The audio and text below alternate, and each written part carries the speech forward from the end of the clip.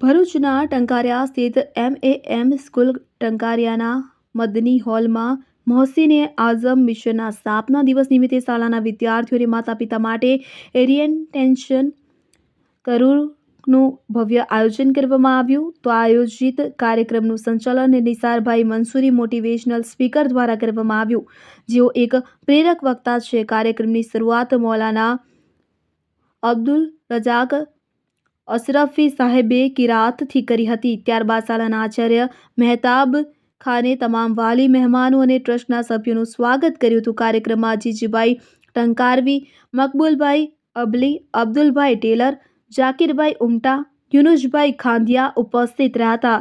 ત્યારબાદ નિસારભાઈએ વિદ્યાર્થીઓને તેમની કારકિર્દી માટે માર્ગદર્શન પૂરું પાડ્યું હતું.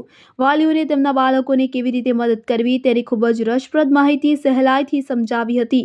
શાળાના પ્રમુખ ઇશાક મોહમ્મદ પટેલ, ઉપસ્થિત રહેનાર મહાનુભાવો, વિદ્યાર્થીઓના માતા પિતા તેમજ શાળા પરિવારનો તથા આવેલ મોગેરા મહેમાનોનો હૃદયપૂર્વક આભાર વ્યક્ત કર્યો હતો.